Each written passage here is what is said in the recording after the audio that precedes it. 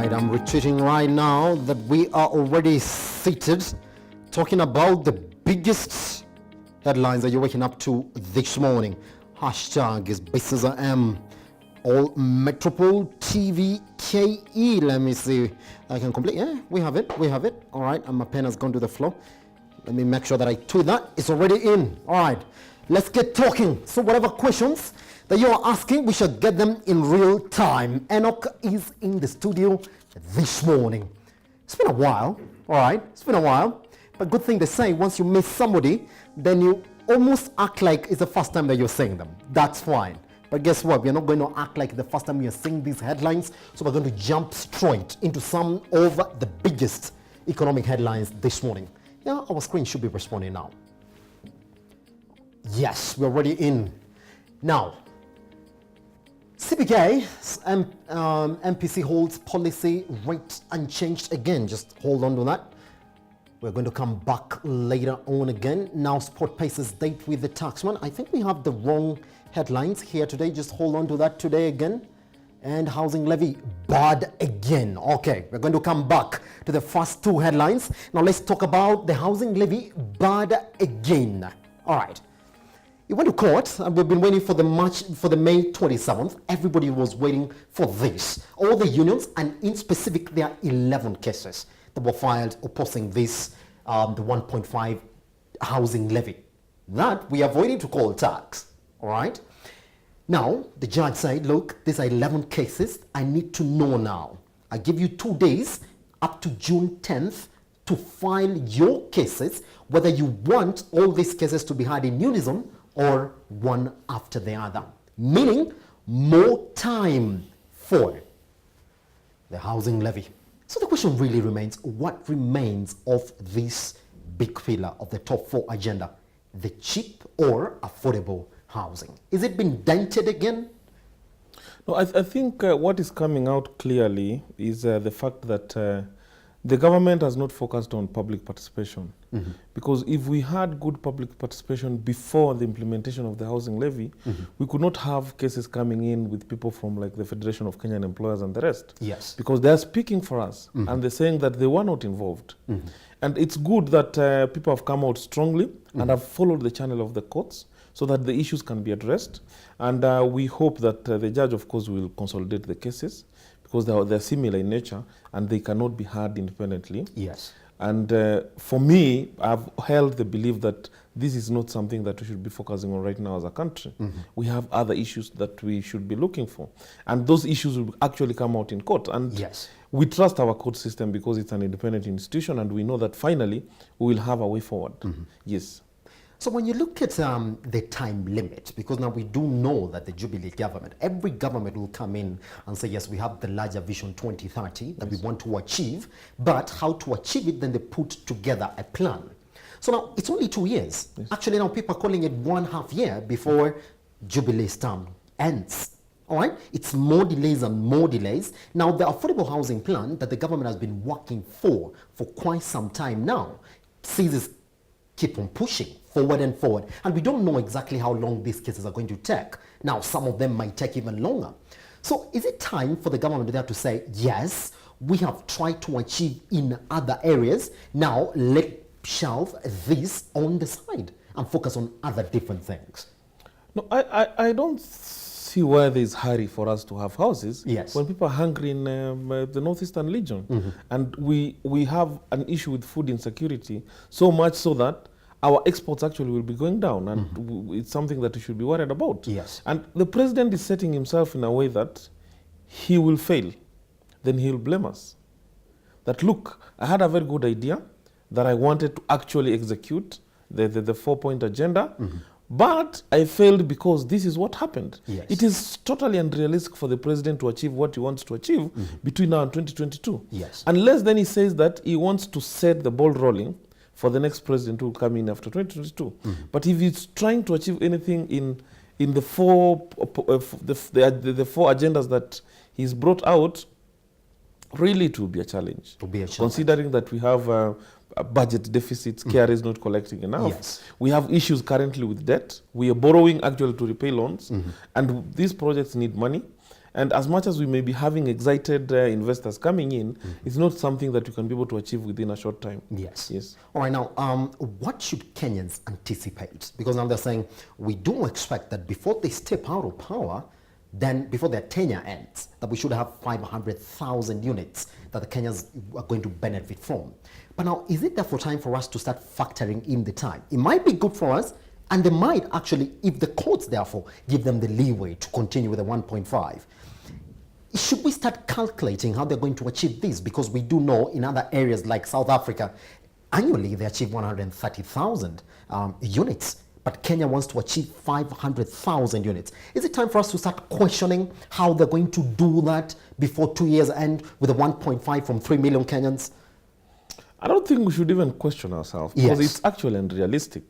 What the president should come out and say is that this is how I want this nation to move forward. Yes. I want to start the projects so that when the next person comes in, they have somewhere to start from. The countries that are achieving 130,000 units a year, they just didn't start yesterday. They have been there for a while. The systems are already working in terms of how they are building the houses. That is why it's easy. There's a bit of free flow in terms of setting up the infrastructure. So let the president set the agenda now on what he wants to achieve. If they manage to do 5,000 houses, we won't crucify him for that, because in any case, he's not going for another term. But we know that we'll have set ourselves ready for the next person who will be coming in as president to actually continue those legacy projects. Yes. Most Kenyans know that the Big Four agenda, which most of them don't know, have not been sort of educated into exactly what the government wants to do. They do know that this is a Jubilee agenda. So the question that remains is therefore, yes, we're embracing it right now. Is there going to be another agenda for another government, therefore, that will sort of say, look, for this government, it's not about affordable housing? Is that the fear that we are seeing in this run, where it's sort of like a legacy for this government, which is not going to be necessarily something that the next government may want to delve into? Now, the problem we have as a country is that we tie projects to individuals. When you look at the Big Four agenda, the moment you talk about Big Four agenda, you only see the president. You only see the president. Because he's the one who came out with a lot of vigor to promote these projects. And of course, some people don't even know what it is. So if we don't have a success kind of way, where when the next person comes in, they don't stop the projects that are ongoing, but invest in those projects, then we can be able to go far. Look at the transition that we had from President Kibaki to the current president. Yes. There were projects that the president had done, especially on infrastructure, that have been completed in the current regime. That is what we expect to see when the next person comes in. Of course, we don't know who it will be. We just hope that they don't change and start investing elsewhere. But then if there will be need to say, this is not something that we want as a country now, we should be able to stop it at that point. Yes. Otherwise, we'll end up with white elephant projects, projects that we don't need and actually are not they're bringing in income to the Here's country. the last question that I want to really ask you about this top four agenda. And I know I'm going to call you back. So now we scrutinize the top four agenda the government is trying to push for. Yes. Is it true when people say that Kenya is in such a state that any president who's coming in should have a top one agenda? Deal with this before you grab others that necessarily, because of the state of the country, then you're not going to be able to conquer at the end of 5 years. No, you're actually right. And if you look at countries across the world, when you're coming in, you come in with something specific that you want to achieve. And you don't come in with this specific thing in the second term. Yes. It's something that you have to set on from the onset, from your first term. Yes. So that by the end of your term, be it 4 years or 8 years or 10 years, people can be able to identify you with that kind of project. That is what we want in this country. Because we cannot be able to develop in a day. We want to have move step by step, so that we know what the former president did for us, President Mwai Kibaki. We know what he did. We still don't know what we can be able to attach to the current president. Yes. We're actually waiting for the term to end. Then we actually take stock of what has happened What in the has last it 10 years. really done? So that is what we want. We don't want people just moving around, picking each and every item and saying we want to achieve this. Then at the end of the day, you actually don't achieve. All right, Yes. moving over swiftly to the biggest headline that you're waking up to this morning as we all await June 10th. That's when again the 1.5 housing levy shall be tabled. So stick around. We shall be with him again in the studio to talk about the verdict. All right, let's cross over therefore and see the next headline this morning. Now, new curriculum. All right, is it for the rich? Some of the things that also the government is getting taxed or getting questioned about.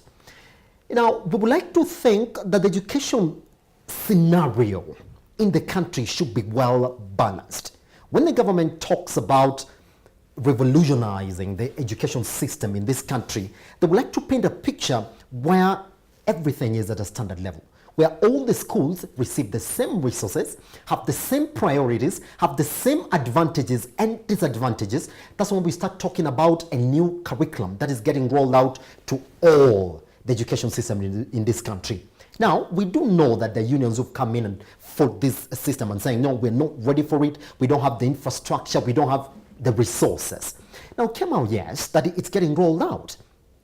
But even before the government figures some of the dire needs to this education system, case in point, that this progressive assessment where kids are not assessed on their performance on books, but their other skills like spreading a bed, cooking and all that, which needs parents to also take stock of what the kids are doing. And the only thing you can do that is through pictures and printouts, all right, which are then sent to the teachers who take stock of this kids' abilities. But the question is, when you look at the state, therefore, of the education system in this country, our primary schools, to be very specific, let's travel from Nairobi and even go to the slums in this country and go to the remote areas in this country. Is this plausible? As someone who has gone through the 844 system and as a lecturer at the moment, yes, I can only say that it is about time for us to relook at our education system. That is what I can say. That is true. Then, but again, it has to come to how this is being implemented. Yes. It's a very bold idea, but it's one of those Jubilee projects again, which is being shoved down our throats without someone giving us an opportunity to be able to tell them what we feel is right for this nation. Yes. Because there's no person who has monopoly of ideas in this nation. We have teachers whose voice has not been heard. Yes. And it's the same teachers you expect to actually implement the new system. That is where the challenge is. That albeit all the challenges we have in our schools, we don't have classrooms. Some schools don't have electricity. Some schools are actually running on mud houses. There are no desks for the students to sit in. We still want to excite the public that we have a new curriculum, that we have a new education system. It is wrong. We have, as a nation, we have to look at what we want to achieve now, what we have currently, before we can be able to move to the next. You cannot talk of wanting to own a TV in your house when you don't even actually have a door. That TV will be stolen. Yes. That is the challenge. We want the ministry to be able to take time and engage the stakeholders. Because the ministry is not the stakeholders. The stakeholders are the parents, the teachers, and some of us who have gone through the 844 system and necessarily are not teachers, but we have something that we can be able to say about the system. That is what we want to happen. And why is there so much hurry? And that's where the question is. Some of us have been affected. My son is in standard 4 now. Last year, we were told we are running the new system. We could not buy books until March or April. Then they said, no, we are postponing. Then they said this year they're implementing. They're implementing it again. So it just paints a picture of a confused ministry that we really don't know what we want to do, and we are setting ourselves for failure, and we don't know who will blame, because there's a lot of investment in this new system. So let them just take their time so that they can be able to listen to the stakeholders. We have good brains in this country who actually want the good for our children, because we want to see our system changing so that we don't judge someone for an exam he sits 8 years later or 4 years later. You know, that's how our system is. That if you fail in your standard 8, you're almost a failure. You're almost a failure. And you just need to sit for one exam, which is KCPE. Yes. Probably you fall sick, or something happens, or there was no food in your house, you didn't eat, and you're called a failure. That is what we want to move away. Yes. And the progressive kind of approach in terms of looking at how the learners are learning and the kind of people we want to churn out of our education system calls for the new curriculum that we have. Yes. But let's have public participation. Let's not have the kind of grandstanding that we've been seeing from the CS education.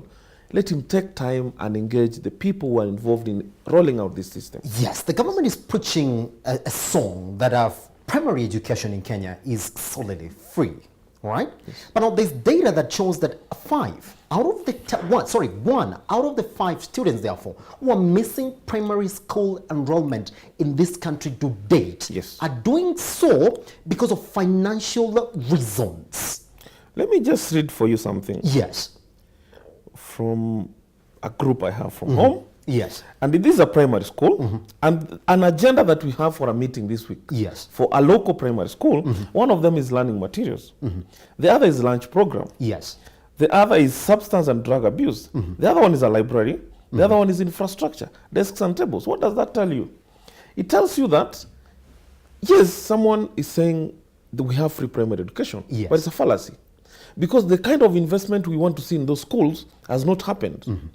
Parents still have to come in and chip in terms of ensuring, because we want our kids to pass. Yes. So if the schools ask for something to be able to do that, the parents have to chip in. And don't forget that these students are coming from homes, they need food, they need uniforms and all those things. We need to look at it that way. So by merely sending capitation money to the schools, and saying that the students will not have to pay school fees, but there's still a lunch program, there's still other things that have to be done, yes, does not make the education really free. So we're far from it, but it's progress. I mean, we've moved from where we were. I mean, some of us when we were in primary school, we used to pay a lot of money. Yes. Right now it's free, kinda. The parents are still chipping in, but it's progress. We want to see more being done so that we can be able to achieve a truly free primary education system. Okay. Yes. On that note, I want us to cross over to the next headline that you're waking up to this morning. Now, capsicum ban on used spare parts. I want to ask you a very honest question, because this is the 3rd time now that we're having this headline in 2 weeks, because last week but one it came out, last week it was clarified by Peter Munya. Now this week now Caps comes and says, look, we didn't say it was used spare parts, it was some used spare parts, which, yes, they've gone now to outline. But the question therefore is this: when you look at the number of livelihoods, the number of Kenyans who've been traveling abroad to get these parts into the country, to use them on the vehicles, and coming from the backdrop of the fact that now in Kenya there's a law pending that you're not going to import a car that is older than 5 years. It has to be that has to be 5 years. That's the limit, isn't it? Yes.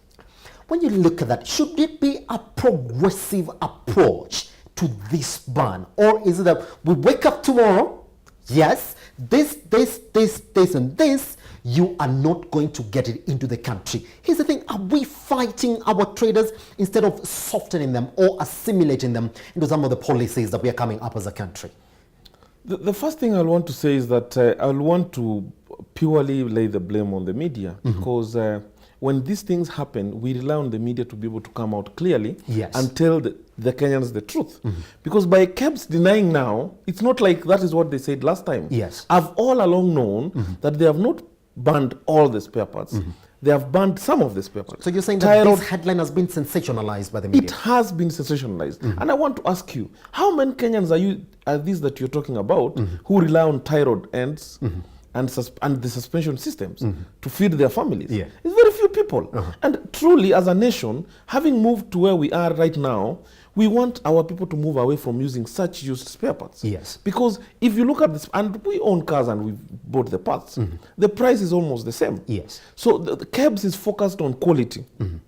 And I can tell you, this is not just something that is happening now. Yes. They're probably implementing something that has been there for a long time. So people are getting affected, and I think because there's a lot of pain, and we want to connect that with the story that has been happening with the containers that are held at the ICD, yes, for goods that don't have a COC. It's the pain that people are feeling, and it comes out in social media.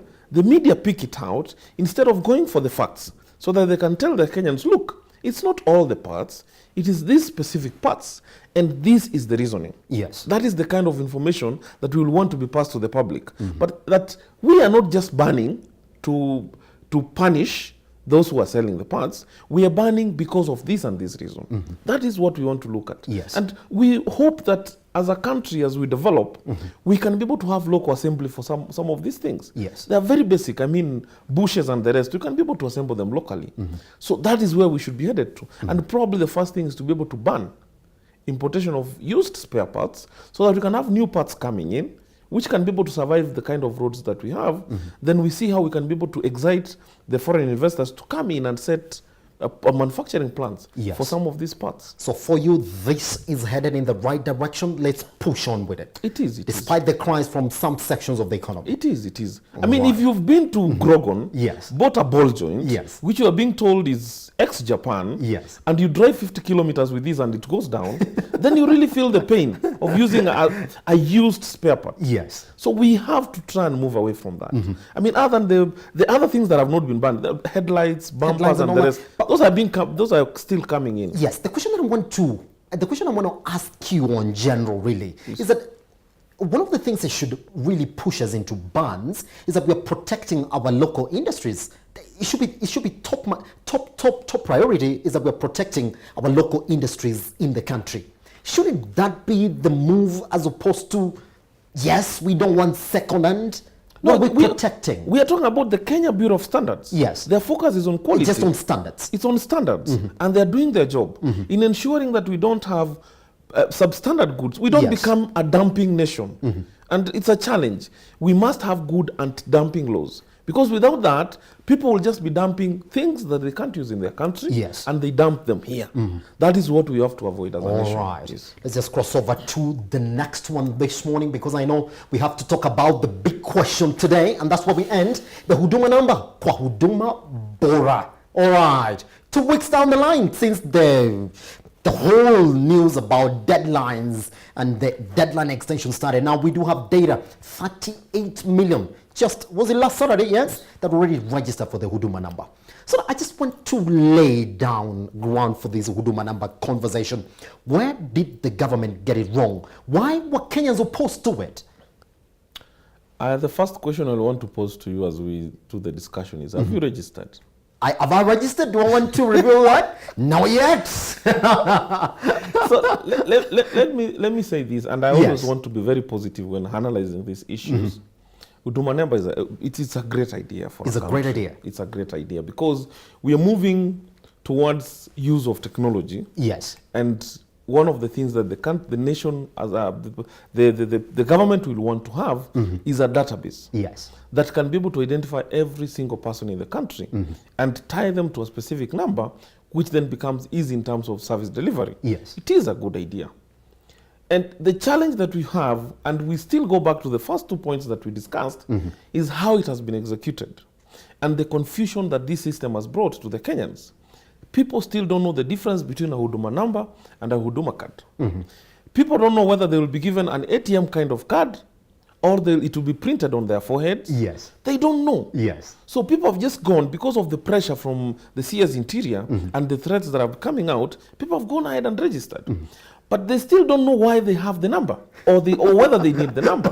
That is where the challenge is. Yes. That we implemented a project without first having to go down and explain to the people why they need that number. Yes. And this government has to move away from use of social media as a tool for public participation. Because the Jubilee government actually strongly believes that as long as they put it in a newspaper, as long as they put it in on TV, and it's sensationalized in hashtags, it has gone to the public. It has gone to the public. My mother does not know all those things. She does not understand English.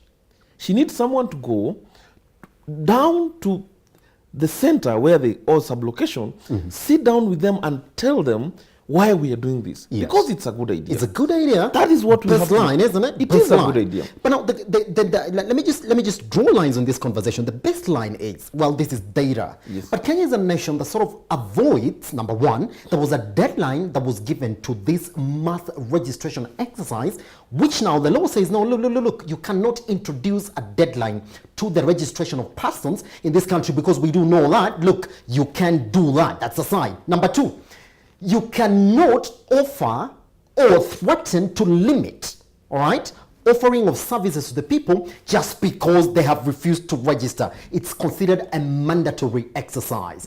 Isn't it? Now, did we get it wrong in communication? And what should have we done in communicating to therefore push more people to register for the Huduma number? You see, the mere fact that we had a bit of challenge when we started, people shied away from registering. So the reason why people had to queue Yes. on the last day was not because they were patriotic enough and they wanted a Huduma number. It is because of the threats that were coming from the government. Yes. That this is the deadline. If you don't have the number, then you won't get specific services. So people had to go and register. As much as we have a court decision on, of course, how it should be implemented, still we know how the government has been operating. There is fear that if I don't have the number now and I want to renew my passport, I may be told to go back to the Huduma Center Yes. to get the Huduma number.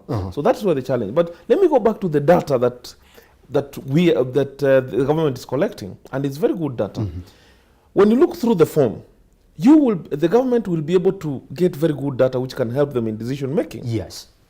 Data on where people are living, their age, there are, of course, the county and all that information. Yes. The agricultural activities they're involved in, and so many other things. Yes. With that kind of data harvesting, the government can easily be able to plan. So we may not see a direct effect on the economy, but in terms of planning for this country, it is a good idea.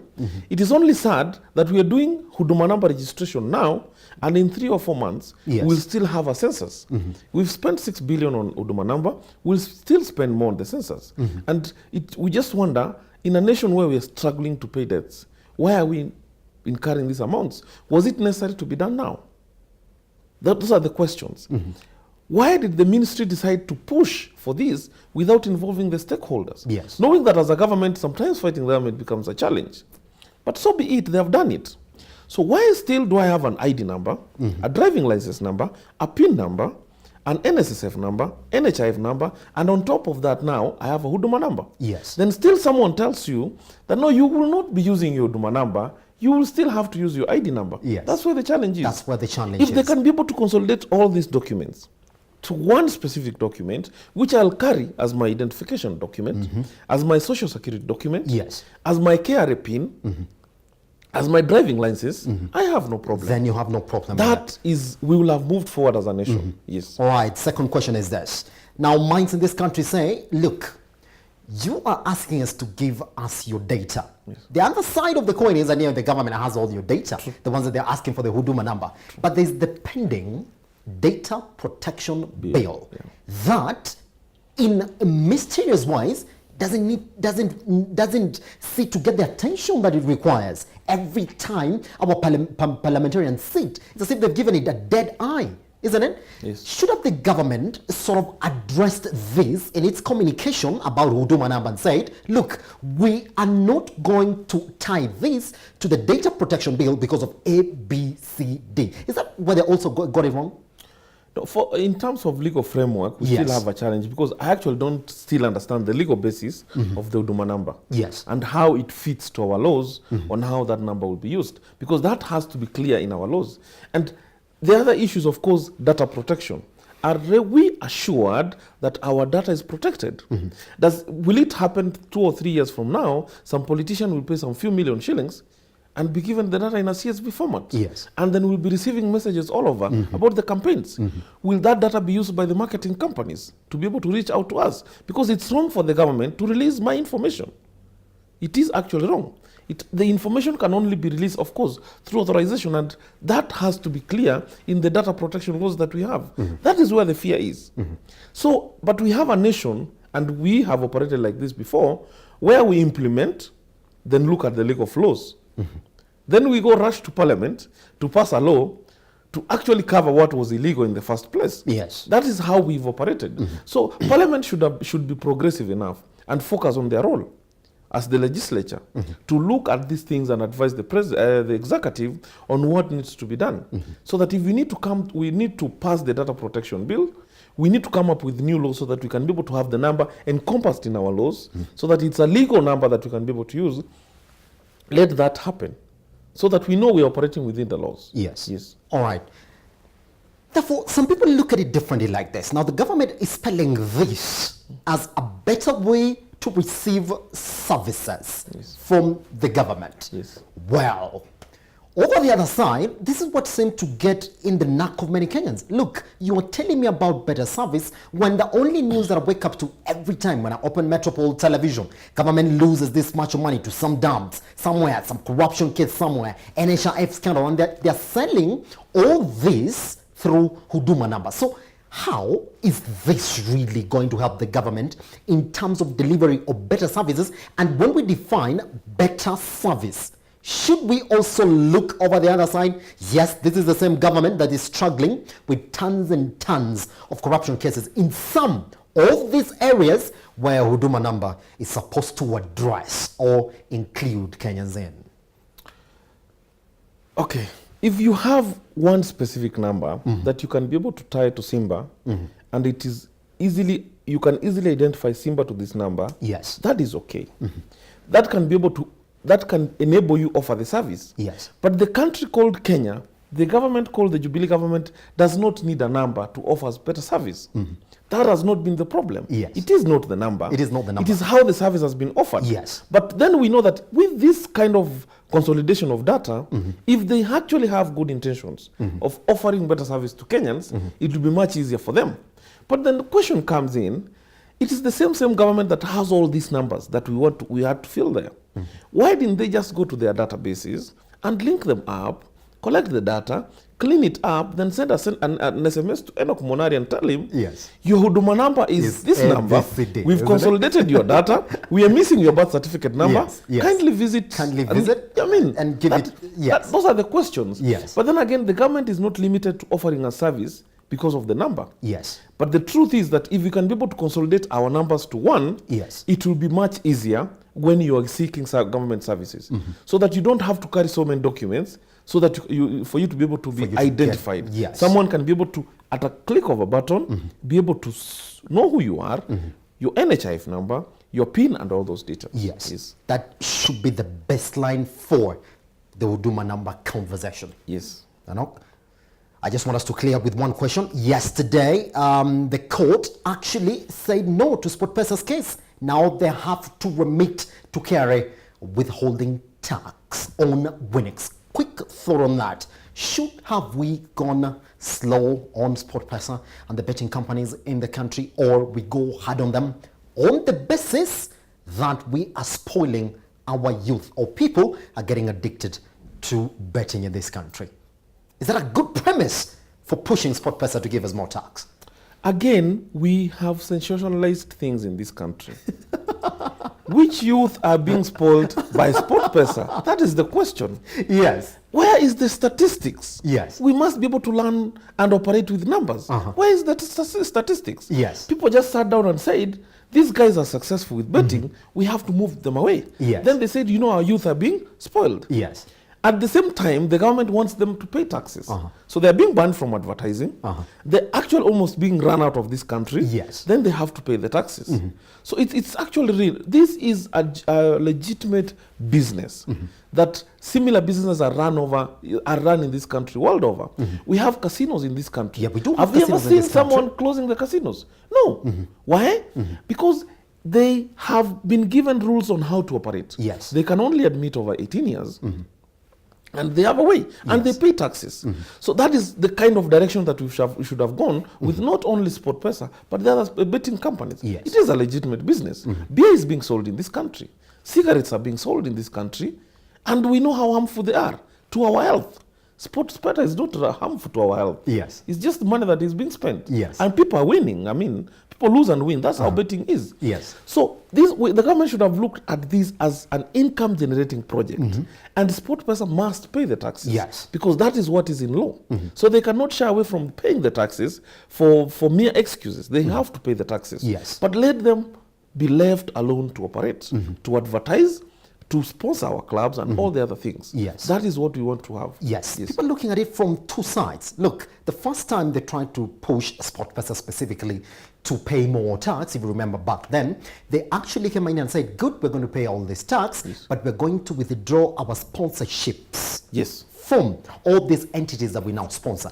Remember back then, the government went and sat down with them and said, look, let's come up to an agreement because your sponsorships have actually been good. Of note, Gor Mahia and AFC were actually running on their sponsorships. Yes. The clubs really stood up good. Gor Mahia now is at a good standing because of some of these sponsorships that they have been getting. Yes. So when you look at it like that, is that a better way to therefore look at the betting companies in this country? And the last question on this. Yes.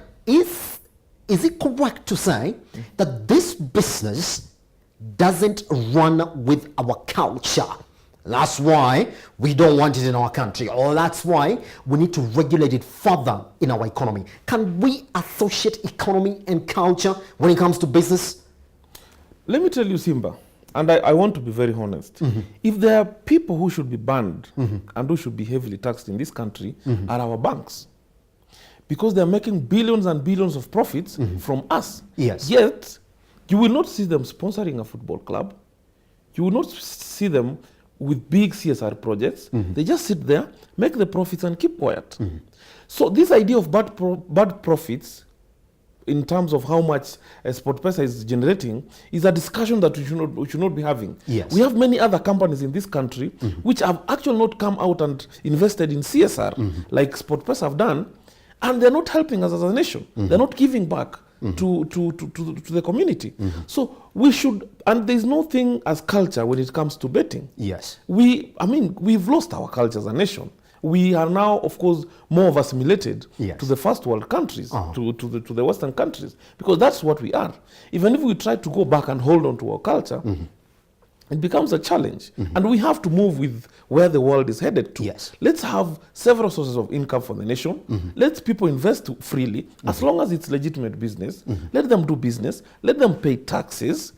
Let them try and invest back to the community, like SportPesa has been doing, as you've said. Yes. And see how we can be able to develop talent and the young people that we have as a country. For you, that will be better. Yes. And on that note, this morning, we close the conversation, but guess what? It's going online. Get us on Metropole TV KE at Charles_Kiage and at Metropole TV KE. Let's continue with this conversation online as well. Guess what? We are ready to respond to you when and how you shall ask or confirm. All right, we take a short break. Once we come back, Stephanie Warswa is coming back to the big screen so that she can take us to the roads and social media as well. Can't wait for that. All right, Stephanie, if you're sleeping, please just wake up, come over. Let's talk the roads and social media just right about now. Now she tells me she woke up at 11 a.m. Pretty much, all right? PM, that is. All right, the break begins now.